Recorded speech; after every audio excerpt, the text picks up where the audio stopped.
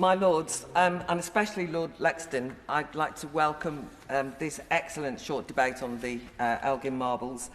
I want to stand back from the specifics of to loan or not to loan argument and avoid the tit-for-tat row over ownership, because I fear this technical approach can distract us from why these sculptures really matter. We should not lose sight of the marbles' value as sublime works of art, the quality of their artistry, what Virginia Woolf described as their immense and enduring beauty after millennia. And I'd urge we refocus the public discussion to the sculpture's significance in the history of the accomplishments of Western civilization. I was reminded of this when rereading Tiffany Jenkins' excellent book, Keeping Their Marbles, How the Treasures of the Past Ended Up in Museums and Why They Should Stay There. And can I recommend DCMS ministers treat themselves to the book for Christmas?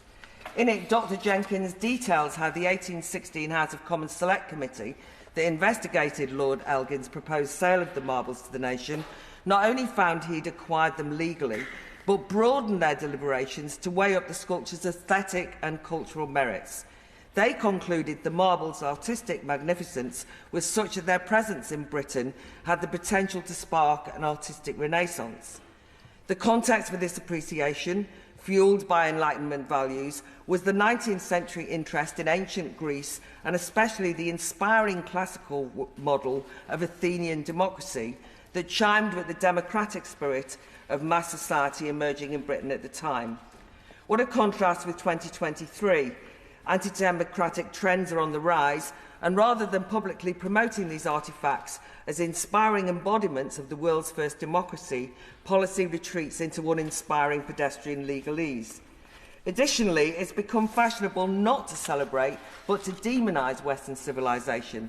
The Enlightenment and 19th century cultural figures are routinely impugned as representing white supremacy, racist privilege and so on.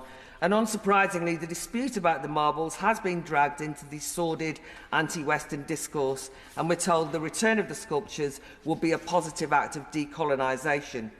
But like so much of today's Philistine politicised use of the past to score contemporary identitarian points, it bears little relation to historic facts.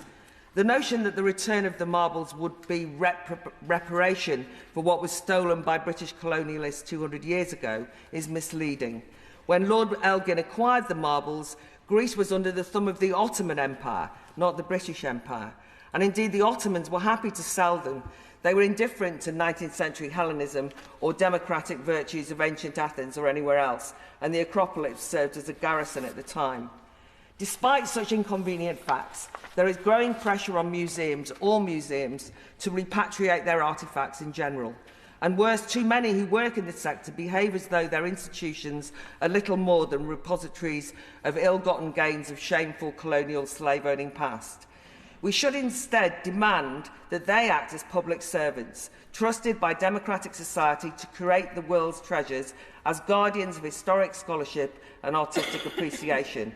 And in this context, it is crucial that the government urges the British Museum not to fudge the issue, and in the name of political expediency or diplomatic niceties. And I do worry that talk of loan seems to do just that. So can the Minister promise to unapologetically defend housing Elgin's precious marbles within London's encyclopedic collections as an aid to a universal understanding of human culture?